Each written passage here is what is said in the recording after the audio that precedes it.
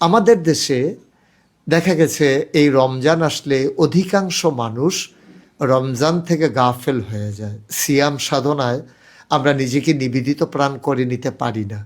কিন্তু এটা যে আমাদের জন্য কত লাভজনক, চিকিৎসা বিজ্ঞান বলেন, আপনি বর্তমান জমানায় মানুষ নানানভাবে আর্থসামাজিক প্রেক্ষাপট থেকে শুরু করে সকল জায়গায় বিবেচনা করে দেখেছে রমজান মানুষকে পারফেক্ট প্র্যাকটিসিং মুসলিমে পরিণত করে দেওয়ার জন্যে রমজানের বিশাল ভূমিকা। আপনি অভাবী মানুষের অভাব আলোচনা করে করে বুঝবেন, আর নিজেই যখন আপনি খিদায় নিপতিত হবেন, সারা দিন যখন না খেয়ে থাকবেন, আল্লাহ যেন আপনাকে বোঝাতে চান এটাই, আমার বান্দারা যারা খায় না, যারা খেতে পায় না, তোমরা যে তাদের পাশে দাঁড়াও না, একদিন না খেয়ে দেখো তো কেমন লাগে।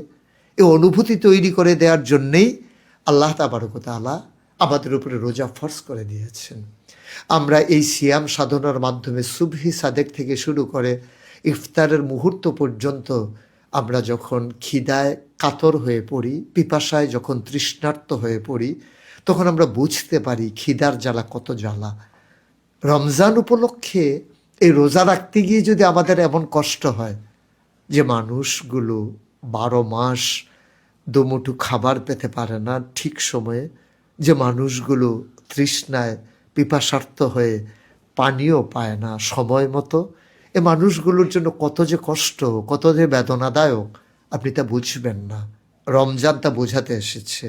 রমজান যেন আমাদেরকে জানিয়ে দিতে এসেছে, তুমি রোজা রেখে যেমন করে কষ্ট পাও, তোমার পাশের ভাই অভাবী মানুষটা রোজা না রেখে সারাটা বছর দুবেলা না খেতে পেরে তার চাইতে বেশি কষ্ট পায়।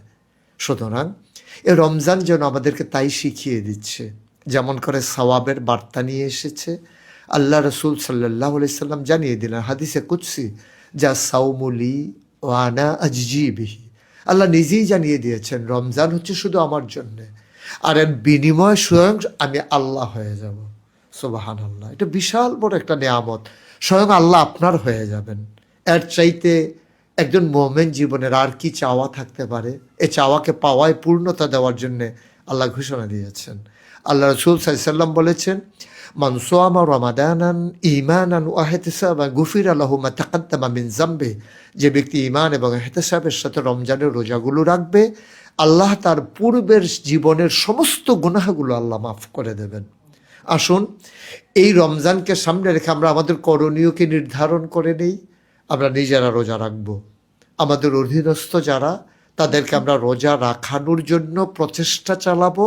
কোনো কোনো ক্ষেত্রে আমরা বাধ্য করব যেন তারা রোজা রাখতে বাধ্য হয়।